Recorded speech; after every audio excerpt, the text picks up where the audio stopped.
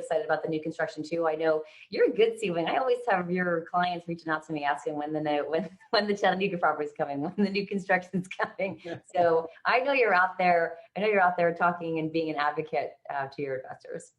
Well, yeah, I mean, I have some, I build trust with my investors, and they value my advice, and they trust my recommendations, and they follow what I ask them to do. So, that you too, right? I mean, it's about creating relationship with your investors. You do the same.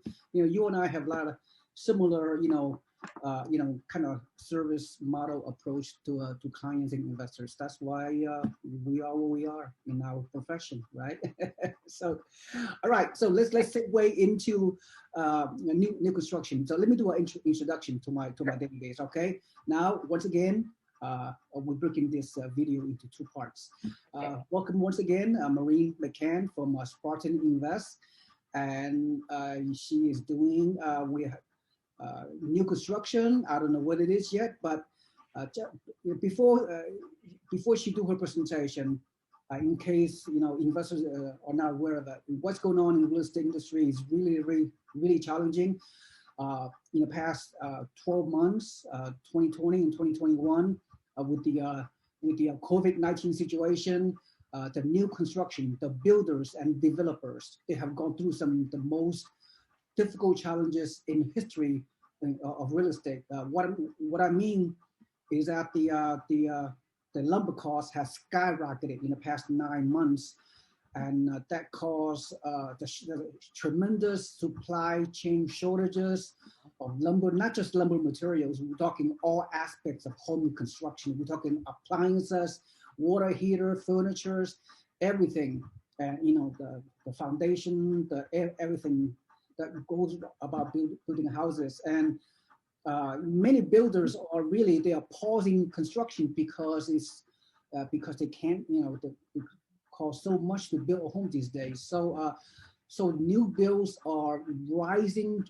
The new construction houses are rising at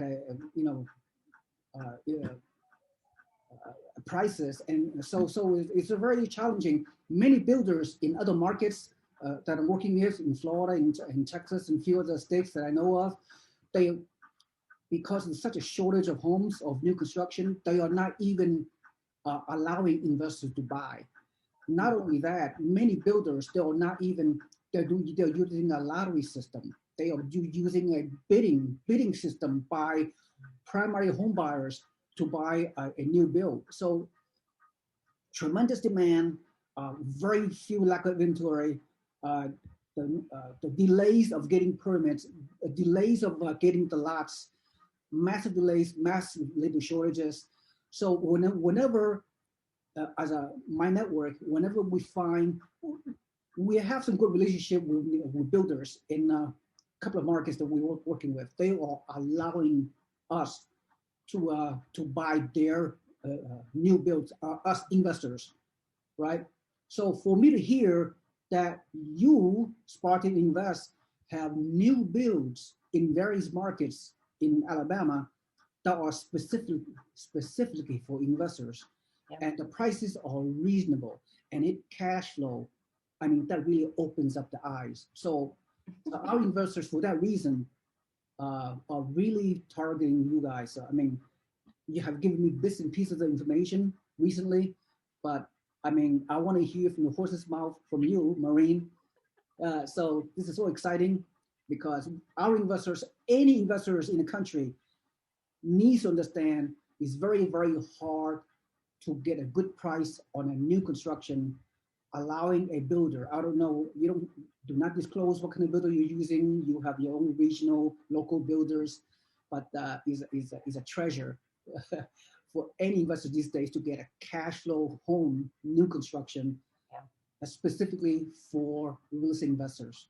So with that in mind, spill the beans to the best you want to. Tell me the excitement. Your company is on to something. I'm not exaggerating, but you have a good value add because you have this unique proposition.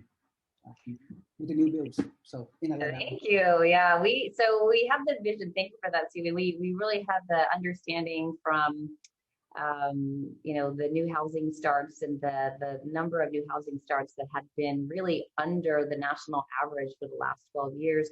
Usually the new home builds or new housing starts are around 1.5 million units a year. They have been just around 1 million units for the last 12 years.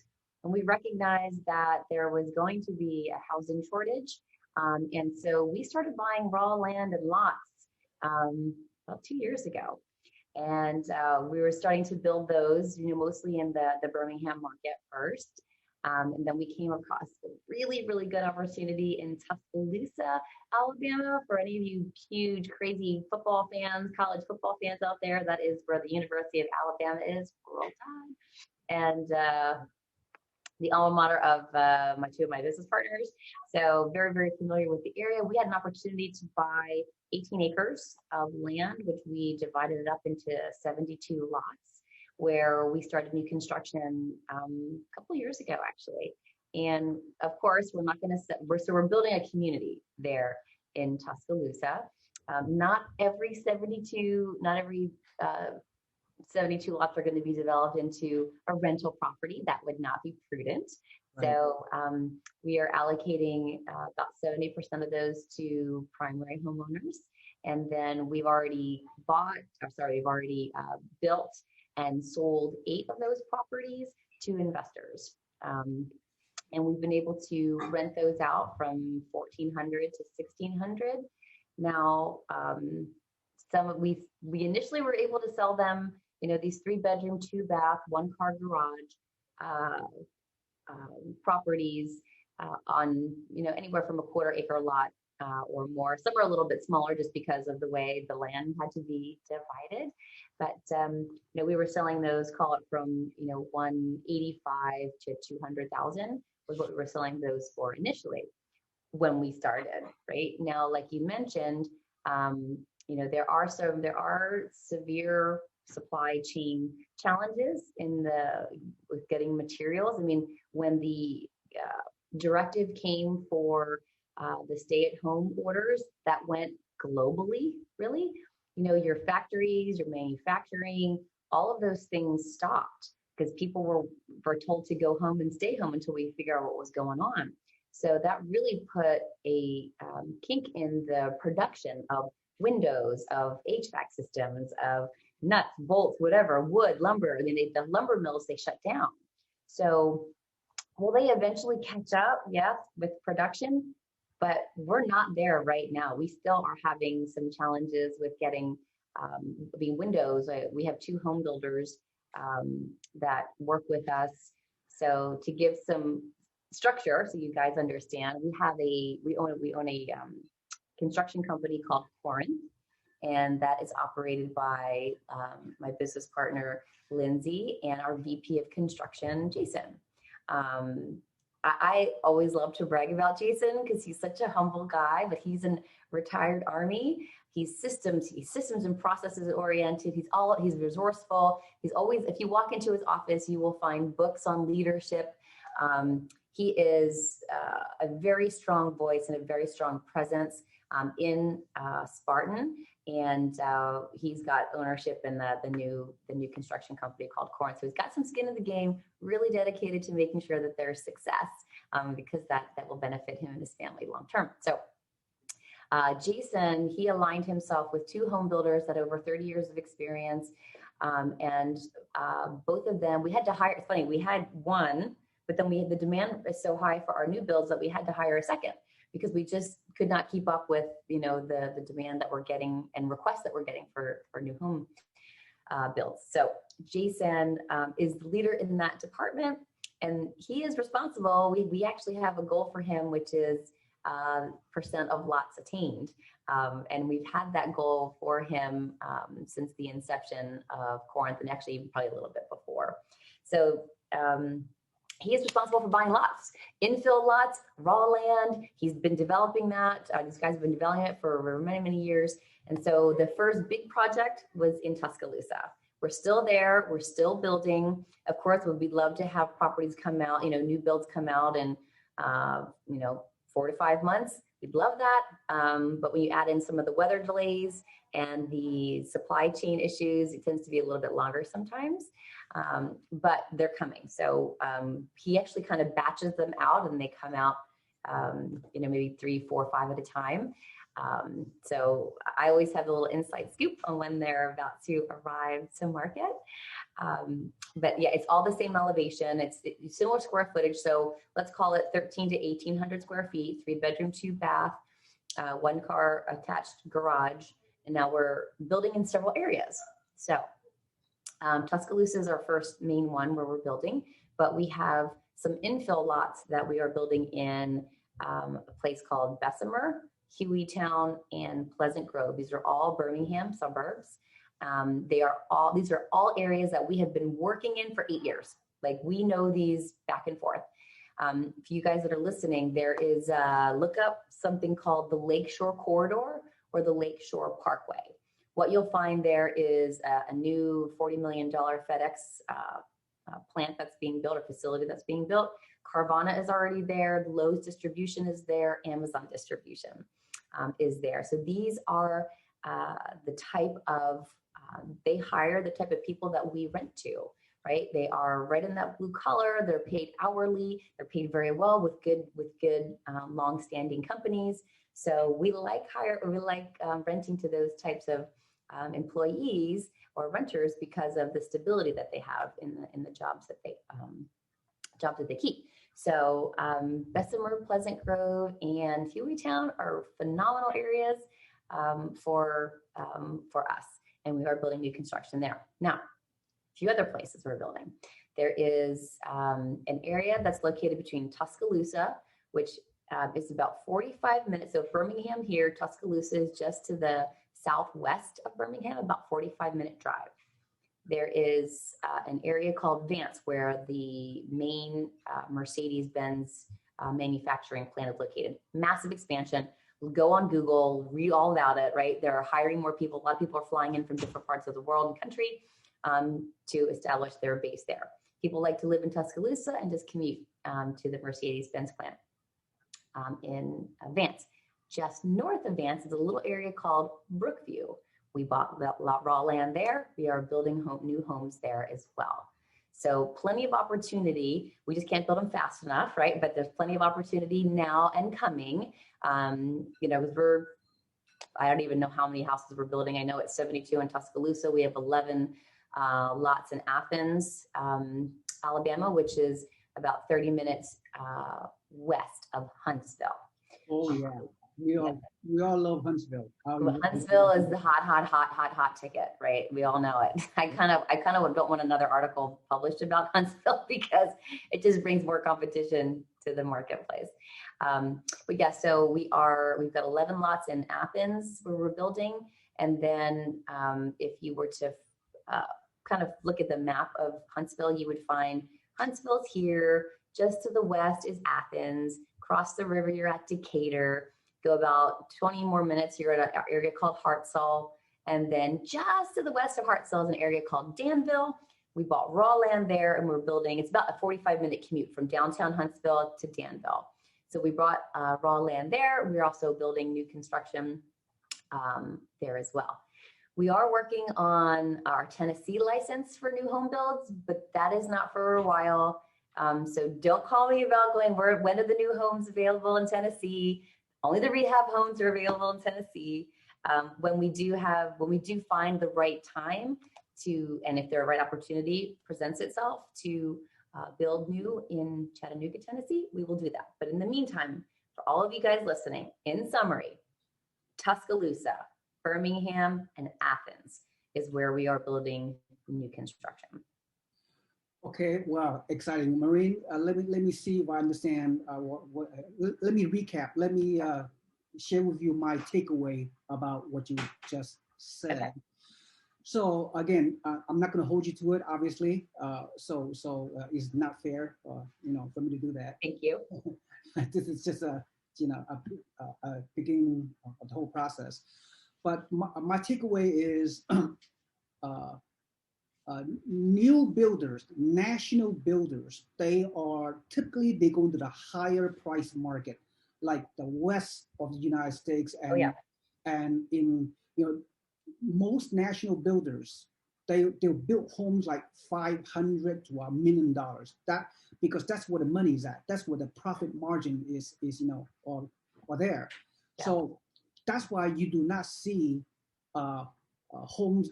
That's why in Midwest, a lot of those markets like Cleveland, Ohio, or St. Louis, Missouri, or Indianapolis, Indiana. What you do not see new construction. All you see is old homes. Cheap old homes. There's a reason for that. National builders, they cannot afford to build new homes in those low price markets. Mm-hmm. So Alabama, again, correct me if I'm wrong, is somewhat similar. Most national builders are not willing to build homes in Alabama or even Tennessee. So it's up to local builders that understand the local market that could make the profit margin work. So from when I hear you, I'm speaking on the behalf of investors, real estate investors from out of state. Yeah. So when any savvy real estate investors, when they hear that your market in Alabama have new construction, they are very curious because everybody want to buy a new house. I mean, new for investors, right? I mean, yeah. they want new homes. So so when they hear this kind of information from you, I mean, it's just excitement is there. It's so obvious.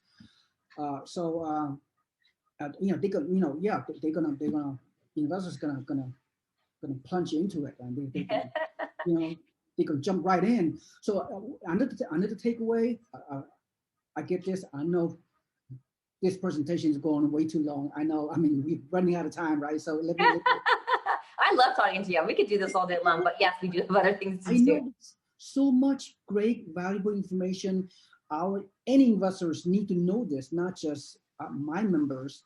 Your network of the database similar. I mean, yeah. Anyway, so my takeaway is this: in the next 4 months for the rest of this year, mm-hmm. Depending on which location you can have new constructions allocated to investors. Not many, so there will be more investors wanting limited amount of homes, mm-hmm. With your company. That's how it is. Mm-hmm. So the price range in the low 200s, yep. to mid 200s, at least for the rest of this year, and next year, who knows?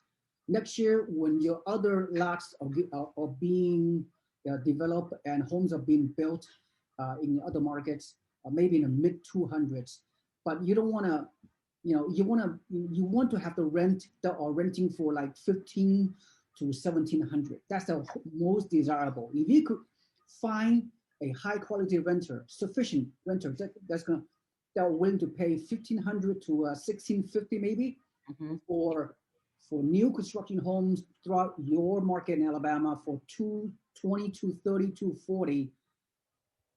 That number makes sense to me, right? That's where you can buy there you can have a good, efficient cash flow model. That is what we look for. I mean, that's the blueprint. So you kind of agree with my assessment? I agree, and I would say that where we are right now on the list price is 215 to 225 is where we are right now. Things could change, but that's that is accounting for the increased material costs. So we've increased the right. price to be able to still deliver a good rate of return, and then without having to build an 1,800 square foot house and charge $275, right, and only rent it for $1,500. Tough to make those numbers work. So, right. So we are in that 215 to 225 range. The last house that we rented, that was brand new construction, we rented it for $1,600. So I do know that the numbers that you're talking about are within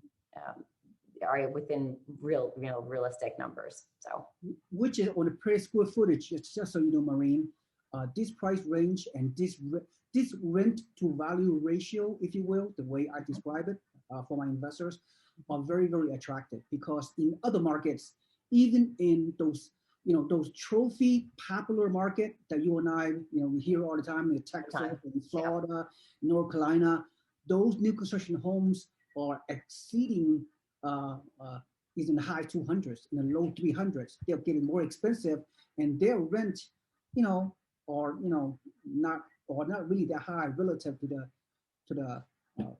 value of the home. So the value proposition for your new builds is very attractive because it's below the benchmark for new construction houses, given the skyrocketing lumber costs and all that.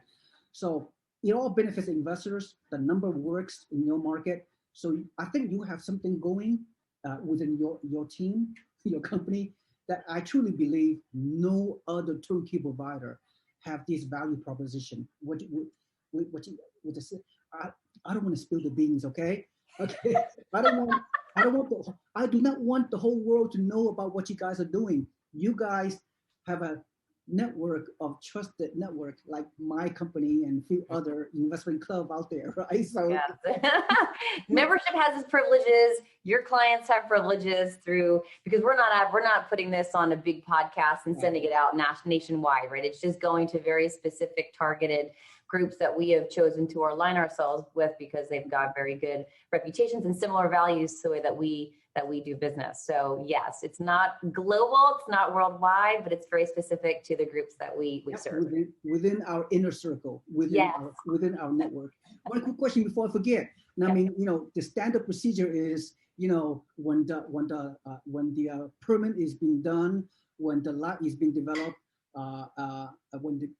then the builder will allow investors to buy the lot and lock in the price and pay the earnest money deposit. Do you have any kind of a idea how that's going to happen with your new builds? Or are you going to wait until the new builds is completely done and get the renter in before you release the new construction to our investors, or what's going to be? You are, look at you, you got your shovel, you're just digging for information. What I can tell you right now is, so what we've been doing thus far is we will not release the property for sale until we are anywhere. It's got to be, the majority of the construction needs to be complete. When we put the drywall on, that's when we typically will release the property for sale. Because then we have anywhere, let's call it 4 weeks, maybe 4 to 5 weeks before we finish up. And that timeline coincides very nicely with lending, right? So you get the property reserved, you put it under contract. We're waiting the next 4 to 5 weeks to get it completed. The investors, they're going through their pre-approval process if they haven't done so already.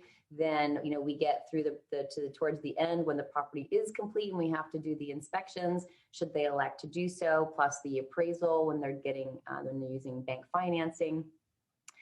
And then we get it to the closing table. So I will share this with you. We're not getting them rented and then waiting and then closing with the investor. We've actually, the ones that we've sold thus far, we have an average days to fill a rental property right now with Spartan is for this quarter is 27 days.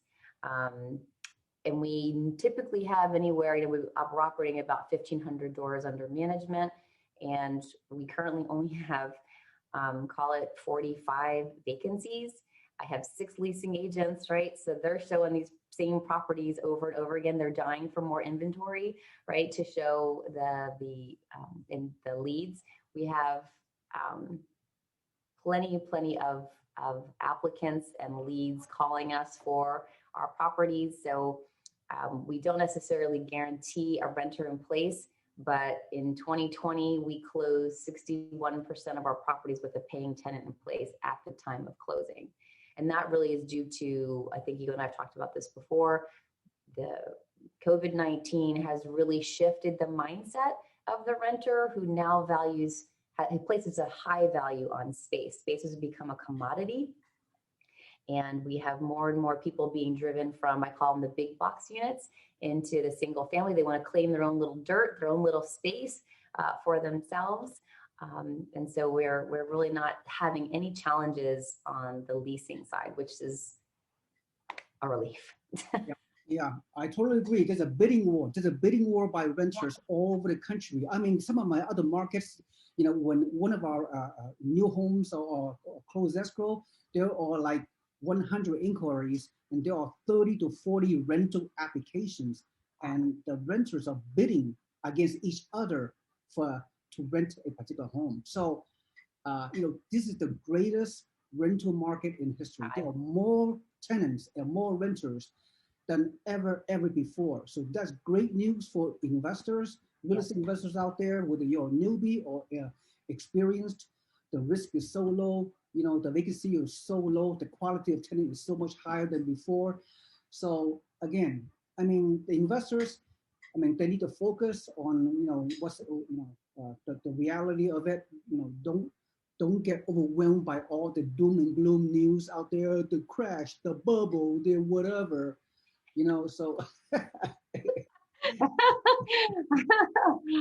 Oh, I've got a really good article for you. I'll send it to you. It's Keeping Current Matters. I love David Childers. He has really good data, and he's talking about how there really isn't a bubble. There really isn't a looming foreclosure windfall that's going to happen, because he kind of took the number of properties that were distressed, and he looked at what percent of them had equity in them so they could sell and get out and still have money left over. So I think it was 1.3 million units are kind of in that forbearance stage right now. And then he took that 1.3, he broke it down into percentages of what percent are actually have equity. And I think it was 13% of those. No, 13% of left of those that didn't have equity, that would have to be some sort of like distress sale, which would be around 277,000 units. So yeah, well, there'll be some opportunity, but to put things in perspective, in 2008, there were 9.5 million in forbearance that didn't have equity, that had problems.